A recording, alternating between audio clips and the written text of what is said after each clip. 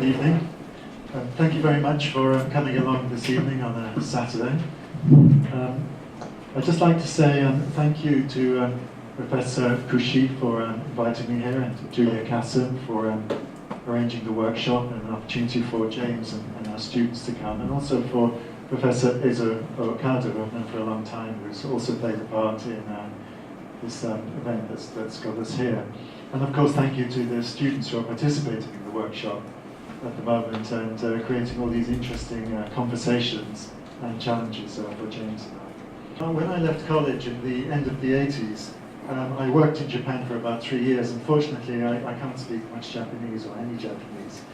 But it had a massive impact on Fiona, my partner, and I. We stepped from very pragmatic London into this kind of fantasy land where Tokyo seemed to be inventing itself, crashing different kinds of realities, different make-believes. There was a real estate boom, so all this strange architecture was happening. And the experience of living there for 3 years has really influenced nearly everything we've done since then. So like most designers, I think I want to make reality better, to improve things, to make the world more interesting. But rather than trying to redesign existing reality and participating in designing for manufacturing products and so on, I'm kind of interested in exploring other ways that design can make the world better, by developing provocative futures, by looking at parallel realities and looking at alternative worlds. And that's what I want to talk about tonight, how Fiona and I go about doing that. So a lot of the work we do isn't based on the present, so people naturally put it into the future. It must be about the future. So I just want to say a little bit about the different kinds of futures that you can design for. So as designers, we're all futures orientated. Even when we're designing mass-produced products, we're thinking a few years ahead. But we kind of are trained really to work within a cone of probable futures. Futures that, looking at the world around us now, are more than likely to happen. That's what our skills are developed for. That's how we measure successful design. And our mindset is very much anticipating how reality is likely to be in the future. So around that is a broader vision of the future. You could call them potential futures. They might happen, they might not happen. And you find ideas like scenario planning happening in this space, something that was developed in the 1970s by companies like Royal Dutch Shell, where a large organization had to think maybe 20 years into the future and ensure that their company could survive. So they would have to anticipate what would happen if there was a large war, for example, or an economic crisis. And imagine alternative worlds that could happen. There were potential realities so that their company could survive regardless of what kind of future took shape. And then looking even wider, there's the idea of possible futures. And what I mean by possible is they stick. In this case, we stick very much to the laws of physics. So in these futures, we don't want to look at teleportation, time travel, and things like that, for example. But everything else can be changed. Human psychology, economics, politics, ethics. And this is the kind of space, often sci-fi cinema, speculative literature, these kinds of more cultural activities take place. And we're very interested in what happens when design moves into this space as well. So what we're actually interested in is the idea of preferable futures. So most of the futures we experience today are defined by industry and government working together, and we kind of receive these futures. But Fiona and I believe that we can use design to open up discussions about what kind of future do we actually want. So we're not saying as designers we have a better idea of the future and we want to persuade you to go with that. But we want to come up with all sorts of different kinds of realities and use those to spark debate and discussion about whether groups within companies want a particular future, or a community wants a particular type of future, or a group of citizens, and use design as a catalyst to get more thinking and discussion happening about different sorts of futures from those that industry and governments offer us. And just before I change the slide, if you look at the bottom, if you look at the skeptical futurist, he runs a very interesting blog that looks at all sorts of different ideas on how to create futures, from participatory futures to immersive futures. It's a very, very interesting resource for any of you interested in finding out more. So we do these kinds of explorations with all sorts of partners. A lot of the time it ends up being with scientists and academic research groups who are developing different technologies in the laboratories, and we use design to fast forward and see what happens when these science research projects might enter everyday life through the marketplace, and then use those design expressions to help to feed back to the scientists about the potential social, cultural, or even ethical implications of the work they're doing. So this was a project we did a few years ago with the Engineering and Physical Research Council in England, where they asked us to link 16 designers, some of our students and some recent graduates, to 16 research centres around the UK, looking at subjects like synthetic biology, quantum computing, security technologies, and nuclear energy. And each of the designers responded to the research through a design proposal, and then we had an exhibition of the results to try and get some debate and discussion going about those particular areas of research. So in this space, we have to find new methods and new ways of doing design. And if we look at the space of probable futures, there are very well established methods for doing that, like those ones at the top: forecasting, trends analysis, the Delphi method, and envisaging. But once you move into the other areas, design has to kind of look outside of itself to literature, cinema, philosophy, ethics. And a lot of the work we do experiments with importing these methods into design and trying them out and seeing which ones work and which ones don't. So what I want to really focus on tonight is more how we go about doing this through some of our projects, and not really thinking so much about the future, but simply it's not about now and it's not about here. It's just about when you design for elsewhere, what kind of form do you give these ideas? What kind of design language do you use to communicate to people that these aren't meant for here and now, but they're meant to get us thinking about stuff. So this was a project we did around 2000 or 2001 with the Victoria and Albert Museum. And we were interested in developing some furniture that created relationships to invisible electromagnetic fields. So that the idea was that this furniture would give rise to deeper and richer relationships to the electronic objects around us in our homes. So for example, this table had 25 compasses in it, and when you put your phone or computer on the table, the compasses would twist about and show you the invisible field that your electronic object was creating. So it was meant to be designed in a very neutral way, so for some people this was a very negative aspect and made them quite nervous of their electronic products. And for others it was quite exciting. They discovered this new dimension, an invisible dimension to the world around them in their homes. So because they were furniture, we tried to make them, on the one hand, familiar. Everyone knows what a table, a chair is. But we also used a very abstract language, so that at that time we were hoping people wouldn't think they were consumer objects meant to be put into production, but they were furniture that was meant to get us thinking about invisible fields and the environment that electronic products were creating in our homes. So we wanted to, it was kind of almost too easy in a way to do that with furniture. There's a whole history of conceptual furniture and furniture about ideas, and try to take this thinking into the world of products and what would happen when you invent new electronic products, for example. They'd be unfamiliar. Could you still get people to think about interesting issues? So for example, this object on the left-hand side is called a statistical clock. And all of the products in this series were fully working prototypes. And it would scan the internet, mainly the BBC website, and look for reports on accidents. So you could set a channel on this object to tune into car crashes, train crashes, plane crashes. You choose a form of transport in a disaster. And then when it detected that there had been some fatalities, it would just speak them. So you might be watching telly or having your dinner, and suddenly you'd hear the device going 1, 2, 3. That's all, and you just know that there's been this terrible event, and some people have lost their lives.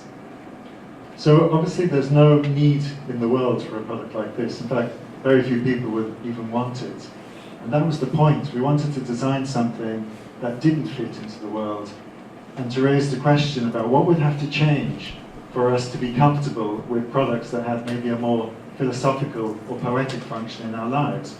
So we're okay to read stories that make us feel a little bit depressed or challenge us, or to watch films. But with products, we kind of always expect them to be cheerful and simple and straightforward. So this was sort of, these products belong to another world where people were comfortable with products that raised difficult issues, as well as meeting our ordinary everyday needs. So at that point, we always tried to prototype everything and make it for real. But it kind of limited us as well. We had to work with very low technologies and things that were very much about the world around us at that time. So with the next project, we experimented with a slightly different approach and wanted to look at some different ideas about robotics and how they might enter our homes. So as James talked about in his lecture the other day, there's a very strong impression in our minds about what a robot should look like. They're kind of anthropomorphic or kind of sci-fi-ish. Or in reality, they're a little bit banal, like the Roomba and vacuum cleaner. Or they're invisible, like the kind of AI that controls many of the systems that our lives depend on. So rather than diving into that space, we wanted to look at robots from another angle. And we focused on what would happen if we imagined robots from the emotional connection with them. We started with an emotional link and then gave them a form and see how they would start to look and how they might, what kind of materials and so on they would result in. Also, we wanted the robots to not be like fridges and appliances and cookers and microwaves, but to be more like cultural objects like furniture and clothing, and things where more care is given to their meanings and their appearance and aesthetics. So we developed a series of, over a couple of months, and a series of 4 mock-ups. And in this case, they didn't work. They're obviously, the technologies were too advanced. And we created a film that sort of showed these robots in use in a parallel world in the exhibition behind the props. We were extremely nervous about doing this because these were just painted wood and models. We were telling this quite ambitious story using these very lo-fi devices. So this one, for example, was called a Sentinel. And as we were putting more and more information online, banking details and personal stuff, it was before we were calling it the cloud, we thought it would be interesting to focus on the relationship between the person and that information and how they release it. So this device uses iris scanning, and rather than looking into it very quickly and conveniently, you have to hold it and stare into its eyes for about 3 minutes. And it's as though you really have to feel the computer is sure it's you or you're sure it's it. And so the interaction is simply timed, just making the interaction longer and a little bit more physically demanding. Also, we were interested in, furniture seems to have stopped evolving. We have tables, chairs, shelves, cabinets from hundreds of years ago. We wondered if, when the robot comes into the home properly, whether furniture might start to evolve again. So this is made in wood to suggest that maybe new kinds of furniture might start to appear in this new domestic landscape. So this one, we didn't worry so much about its function. We just said it's a very smart computer that can do very complex jobs. But once you start to have technologies like that around you, they could be quite intimidating or scary. You wonder, you know, what if they go wrong or they kind of take over your home or the appliances.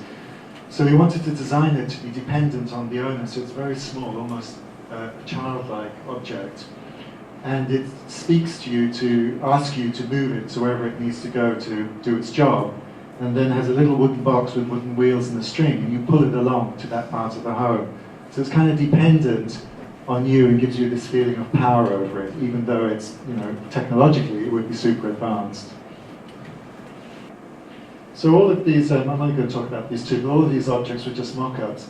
We were really surprised at the reaction. We were approached by roboticists working in very advanced laboratories, excuse me, really interested in the ideas behind them. And one company even funded a PhD in our department to explore how robots in the home might actually happen. And it kind of gave us a lot of confidence to think maybe it's okay to just make mock-ups and fictional objects and explore more complex ideas and more complex technologies. And this is the kind of start of another direction in our work. just going to skip through the next project. I'll come back to it if there's time.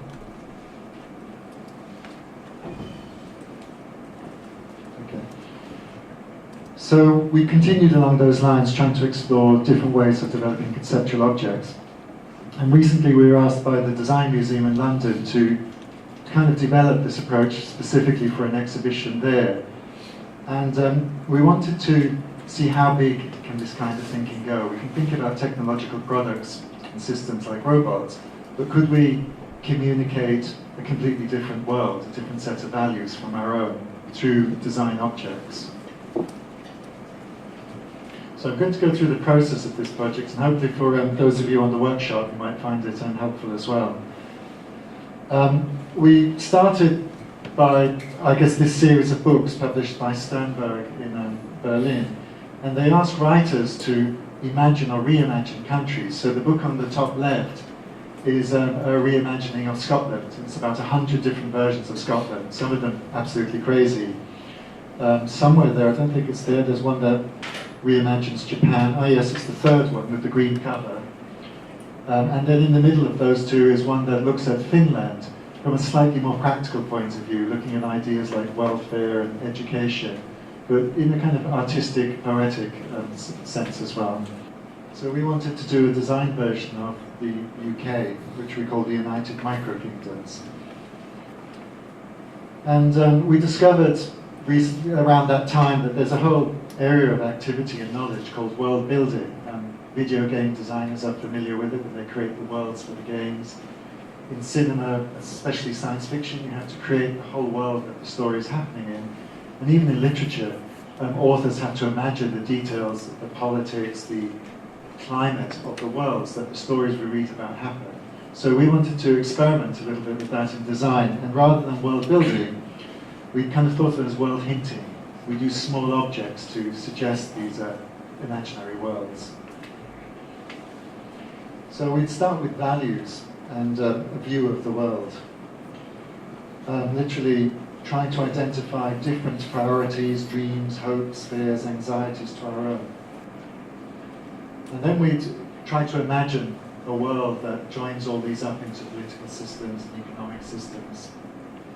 And then design for that world, to try and make products that fit into this alternative reality.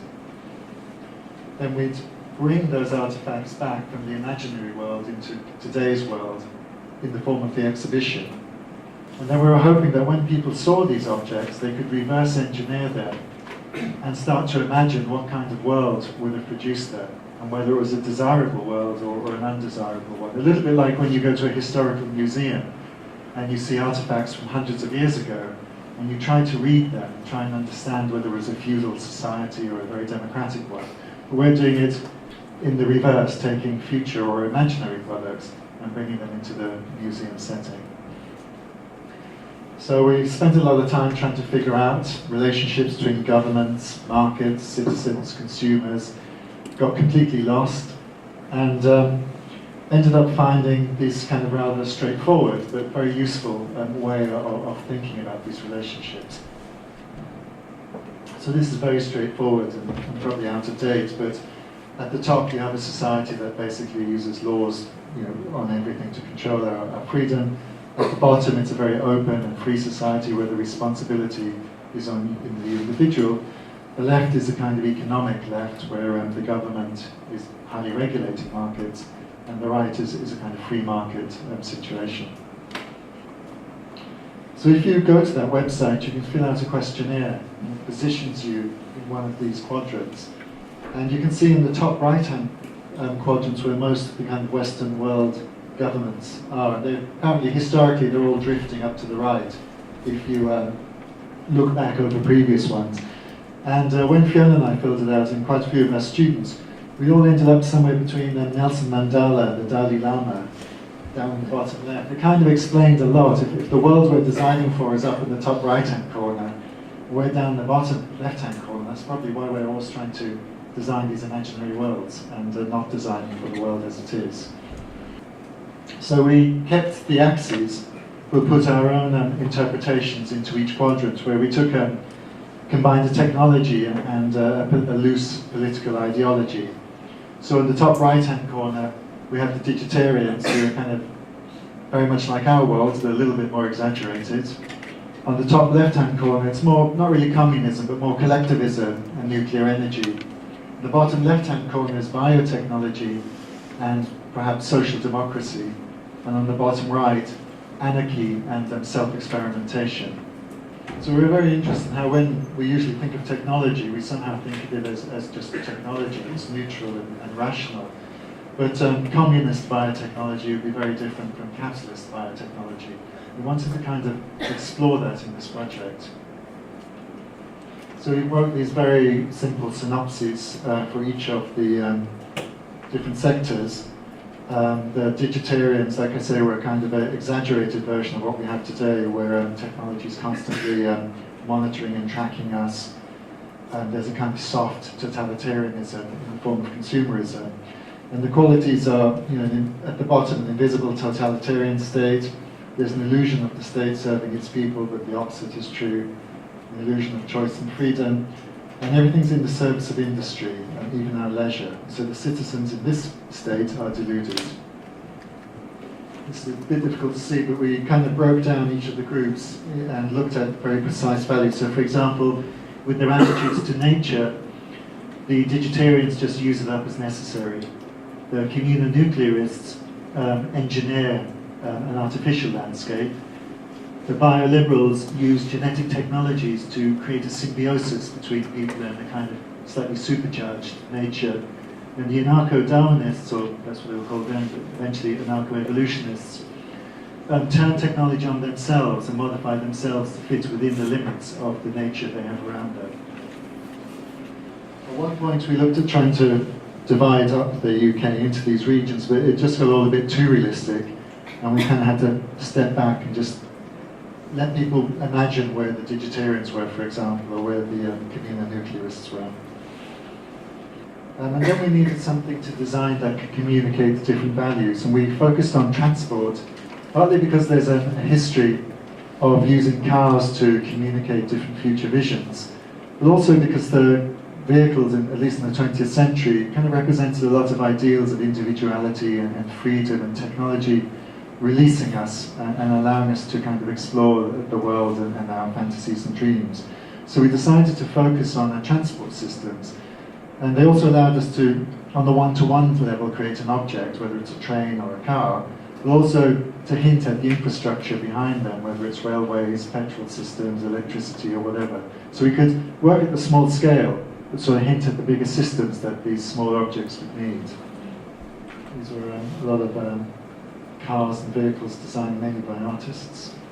And so I'm only going to talk about two of these, but we developed transport systems for each of them. So the top left-hand one is a mobile landscape in the form of a huge train that people lived on and inside. The bottom one is a bio car, bottom left. The bottom right are modified humans and animals, and then the top right are electric vehicles, or self-drive cars. So when we see electric cars presented in the press, it's usually very utopian. There's usually just one or two of them in the picture.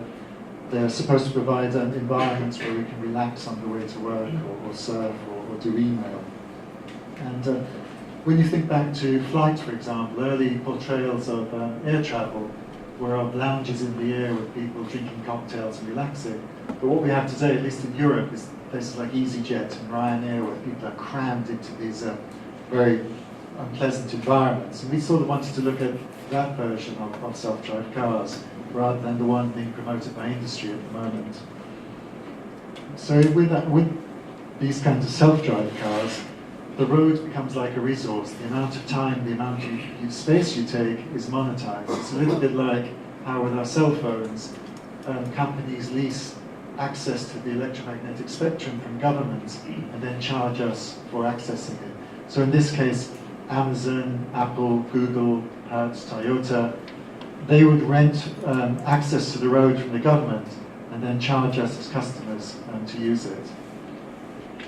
So this is an example of one of the difficult to access tariff systems, where, for example, on the top one you might have one passenger, small car, no windows, 3 stops per day. 1-star priority and no travel in peak hours, and 1 off-peak hour. And cars look like this, very unsexy cars. They're more like appliances, like fruit mixers, liquidizers and things like that. I'll just quickly go through them. So this is the base unit, very small. You stand up in them all to minimize road space, and you can work on the way to work. This is forward-facing, which costs a little bit more. This one has 2. The one facing backwards is a little bit cheaper, but someone has to get dropped off first, so you might pay a little bit more to be dropped off before the other person. You can save a lot with this one by being the 4th person to be dropped off. This one you pay a little bit more for privacy because they're separated capsules and they're both facing forward. And they kind of ended up looking like this, sort of, candy coloured, as though you have a choice, with colours, but not much else beneath that. And it's kind of all set up to maximise access to the road in terms of profit, rather than to create, these amazing journeys that the technology could provide. And we also made a little video to kind of show how the cars will be controlled on the road.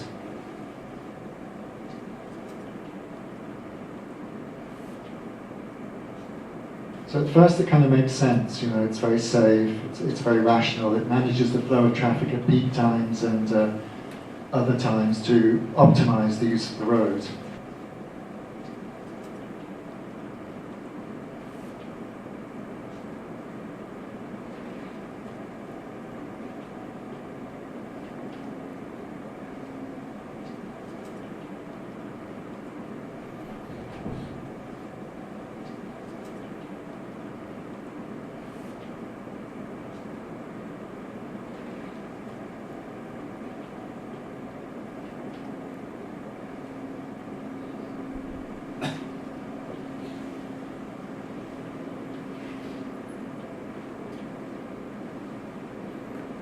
That's when it gets to this kind of thing. To try and maximize the profits, they'll offer different levels of service. So this might be equivalent of priority, whereas the other cars are saving money, but they're kind of taking much longer to get to where they want to go.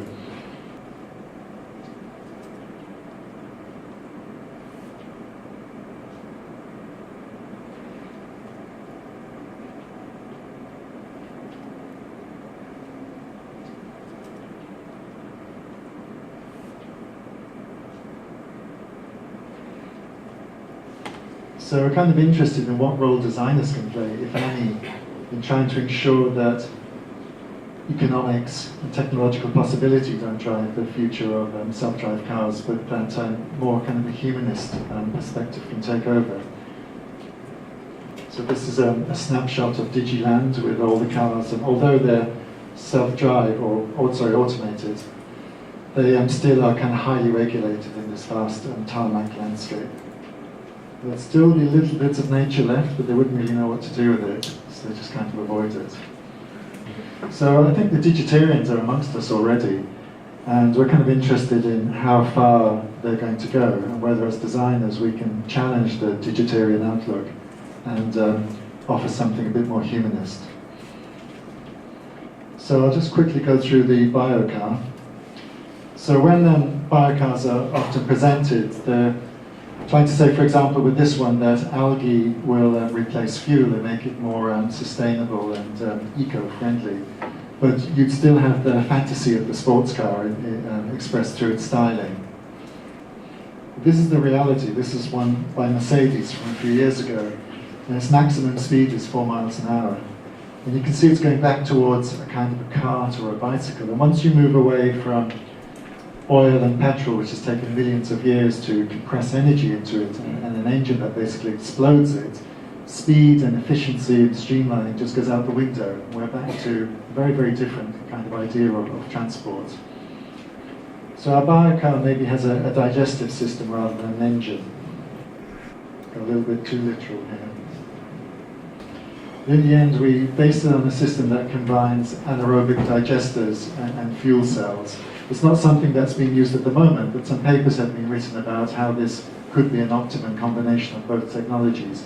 We just wanted to check, that it was possible, and then move on to how we'd express this idea. So we focused on the cover of the car that contains the gas, and worked with one of our ex-students who did a lot of experiments with kombucha to create a kind of a skin for the car. So a designer called Suzanne Lee has done these amazing experiments with clothing, but she tends to grow the material as a sheet and then use pattern cutting techniques to create form. Whereas Stefan's studies up in the top left were growing actual three-dimensional forms. So for our car, he experimented with how you would grow these 3D volumes out of kombucha, which would represent the skins of the biocars. So the process takes about 10 days, and when you, at the bottom side there, you see that you end up with this quite thick, wet, quite interesting material, but after about a few days it dries into this amazingly thin paper-like substance. And these were the final cars. So we made the structure of the car sort of see-through, as though it's just a ghost of a technology system. It's not really what we wanted to focus on. And more the idea if the cars were made from grown skins, what does that mean for the owner? Is it something you have for life? What happens when they need to be repaired? Do they have scars and skin grafts and things like that? And of course they wouldn't be aerodynamic, they're going so slow. They would kind of a different sort of set of factors would influence their aesthetics and their forms. And with each of those projects, again, it was at the Design Museum, it was presented often as our future vision for England, which was very disturbing. It wasn't meant to be a prediction. So with the photographs, we tried to set them up as though they're out of time. You can't tell whether these were the 70s or the future or the present. Using, these could be designers like us proposing the project. They could be bioliberals in the future with their prototypes, or they could be future creators collecting these objects for a world that never happened. We wanted to represent not today, but a different world in a much more ambiguous way than we had in previous projects. And this was the final show where we tried to put as much emphasis as possible on the objects with as little other information as we could, so that we were kind of asking a lot of visitors that they would go and look at these strange objects and try and imagine what the UMK was like. And we hope that each person who visited would imagine a slightly different UMK. And a lot of our feedback from the public was that, that worked, I guess, with more imaginative people, but professionals wanted to see more information. They wanted to see the research, wanted to see the statistics. And we felt if we did that, we'd be kind of directing the visitor's imagination too much and kind of, or just showing off the research. So I think it's quite difficult to focus very much on the objects as a way of hinting at these larger worlds. But it's something that we've been trying to explore a bit more in our work, which I'm going to talk about in some more projects in a minute. So I'm just going to run through a few much quicker projects that we've done over the last year. Sort of more like short experiments where we're just trying out ideas and trying to find kind of the next direction, if you like, for our work. So we were invited to do something for the Istanbul Design Biennale this October. And we wanted to look at how we could show other aspects of the UMK, not just the objects and technologies, but events and I guess the landscapes and the lives and things like that. So we worked with an illustrator to try and create 20 moments in the lives of the UMK people. As again, as an experiment to just see what kind of conversations that would open up compared to the models and designs we've done in the previous project. So this, for example, is the bioliberal world, and some digitarians are visiting, and there's this huge pool of just rotting stuff. And maybe in the bioliberal world, smell and disgust and decay have very, very different meanings from ours. If we were truly to embrace biotechnology and put it at the center of our technological world, there'd be very interesting cultural ramifications as well. And although this is obviously exaggerated, it's kind of just trying to hint at what that might be like. These are bioliberals and anarcho-evolutionists having a meeting. The anarcho-evolutionists can experiment on themselves as long as people are willing to do that. It's not forced on them. And the bioliberals can't do that because their ethics are like ours. That would be just outrageous. But they like the fact that they can kind of suggest things that the bioliberals might do and then observe the results, but they would be constantly debating the ethics of that relationship. Here's a view out at the front of the train. And the control, I didn't talk about it, but the communonuclearists live on this huge train, but they never actually touch the landscape around them. The train permanently moves at about 4 miles an hour. So they sort of fantasize and think about nature, but never experience it. So this control room isn't just a technology center, but also maybe a library and a gallery, sort of celebrating their ideas of what they think nature is about. And this is a protest in Digiland, where they're trying to place an emphasis on now and here, and they're ripping off the sleeves off their jackets, which have wearable technologies in them, and throwing them down in disgust. And finally, here are two bioliberals. One of the really difficult things with this project was the kind of visual language, how to not be typically sci-fi, not too graphic novel, not too retrospective. And we spent a lot of time experimenting with the kind of style of these images in the end. But it's something that, again, we're very interested in looking at. Is once you step away from today's world, what kind of languages do you use to talk about alternative possibilities? This was how it was exhibited eventually, with the 20 images on a wall in an old schoolhouse. And this was another project done over the summer for Z33, the people who commissioned the robots.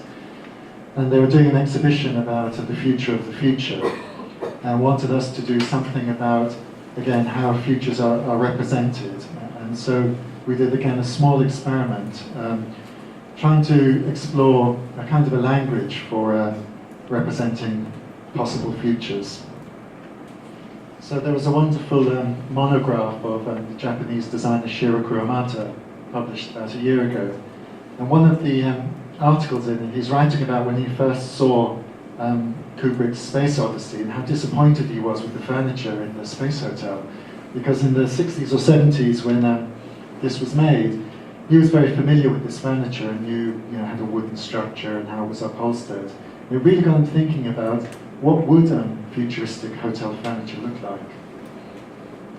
And he ended up developing these pieces of furniture several years later, which at the time were pretty radical because he was working on the actual glues and bonding techniques to make these glass objects. But for him, from a 70s perspective, this is what he would have liked to have seen in that film, expressing some idea of futurism and a kind of a material sort of dream space. So it got us thinking, if we were designing some props for a science fiction film today, how would we approach it? So there's the kind of Kubrick modernist aesthetic that's had a huge influence on how science fiction is presented. There's more recent films like Her, which introduced a kind of acute, fairly contemporary or retro-contemporary aesthetic.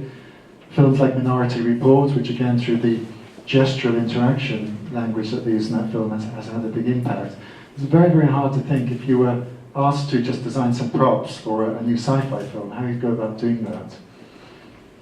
We're interested in how interactions and interfaces carry certain meanings within these films. So, people have highlighted that in 2001 there were pads everywhere, which echo the iPads of today.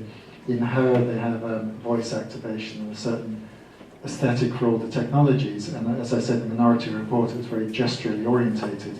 So we wanted to develop 6, almost like it was the first pitch to a film director, 6 sketches of what the look and feel of these interfaces for the film might be. We just wanted to do an image and a title and not say exactly how they worked or what they did. We're also wondering, is this the end of design of electronic products? They've just become two-dimensional. And whether there could be a return of 3 dimensions again, and maybe you keep the conductivity and the sensor materials, but start to, rather than striving for miniaturization and almost dematerialization, looked at expanding electronic objects again to relate to our bodies and bring a kind of 3-dimensionality back, but using these sorts of touch-sensitive materials. So this one's called an articulator. This one is a public speaker. And this is a data boundary logger. And I'm not going to talk about the others.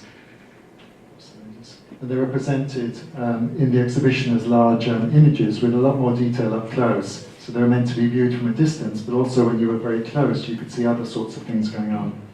Some sketches. Okay, I'm going to finish with this project. The MAC, a very interesting museum in Vienna, a bit like the Victorian Albert Museum in London, and established shortly after the V&A, was celebrating its 150 years this year. And it asked 10 designers and writers and other people involved in the field to imagine what the museum should be collecting in the future. It's a museum of everyday objects, and as it moves into the future, what kind of objects should it add to its collection? So we each were supposed to propose 10 new products. So we proposed to them to use fictional products created by writers in their novels going back 150 years. So we went through tons and tons of books identifying products that were imagined by writers, and then working with some graphic designers to present the books and the objects in the books and in the exhibition. So each product was kind of that paragraph. They would be describing a particular product in that book, and all those triangles would be the other products or devices that the writer of that particular novel had invented. And they were displayed then as a long table with different books, all color-coded for different kinds of products. And the curator of the exhibition just recently proposed to the council of the museum to put these into the permanent collection. And it created such an interesting debate because they were confronted with the idea of whether or not they should collect non-existent imaginary objects, but they're a museum of objects. And these imaginary objects in some of these books have had a massive impact on how we as people think about the future and society. So they had quite a philosophical, apparently, debate about, and it boiled down to the terminology in the end about what the museum should and could collect in terms of a thing or an object. Okay, I'm going to finish there, and thank you very much.